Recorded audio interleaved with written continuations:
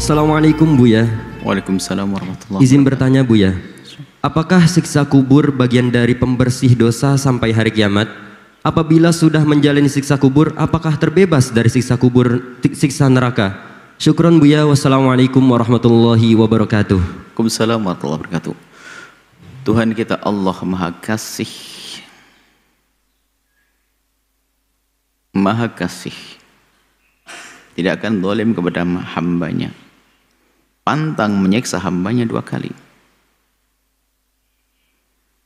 Maka bukan saja siksa kubur, siapapun yang banyak dosa lalu dihukum di dunia, di akhirat tidak lagi dihukum.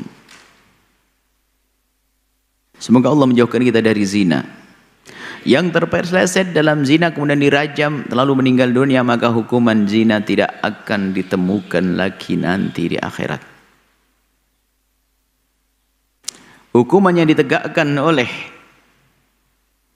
yang bertugas ataupun hukuman yang langsung dirasakan seperti sakit. Ada orang berdosa dan berdosa lalu Allah beri sakit, maka sesungguhnya sakit itu penghapus dosa. Maka yang sakit kalau sadar makna ini akan menjadi ringan itu sakit. Sebab kalau dibayangkan dengan pedihnya siksa neraka, maka sakit seperti apapun sakit yang di dunia tidak ada apa-apanya. Begitu juga seorang hamba yang sudah disiksa di alam barzah, jika memang urusannya selesai, ya tidak akan ada lagi siksa nanti di akhirat. Tapi kalau dosanya banyak banget, apalagi menyekutukan Allah, ya di alam barzah dosa, hukuman, nanti di alam barzah di akhirat juga dihukum lagi di neraka, karena memang tidak diampuni dia.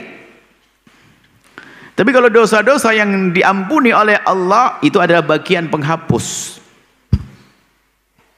bagian penghapus. Jadi seperti itu. Jadi Allah tidak akan menyiksa lagi setelah itu. Apa yang kita inginkan? Semoga Allah menjauhkan kita dari hukuman di dunia, hukuman di alam barzah, dan hukuman di akhir. Dengan pengampunan langsung dari Allah bisa. Allah bisa saja membebaskan hambanya yang berdosa tanpa dihukum. Allah Rahman Rahim. Ada. Tanpa syarat. Cukup beristighfar lalu diampuni oleh Allah. Cuman ada bagian hamba yang tidak cukup dengan istighfar, ya dah dikasih oleh Allah sakit.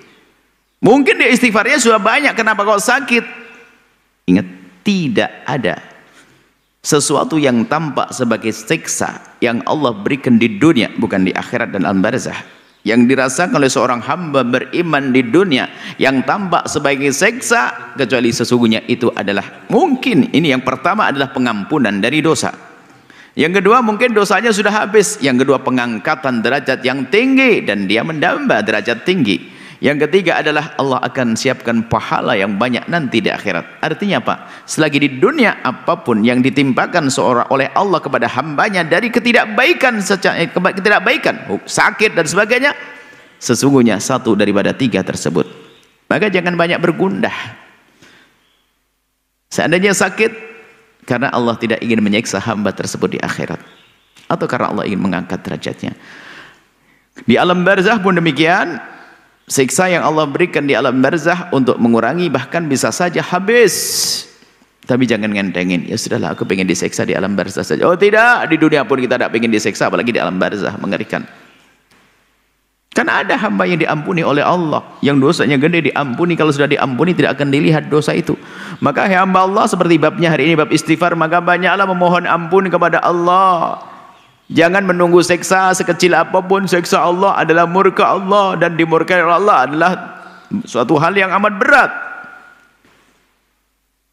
Sehingga kita tergolong orang yang berdosa.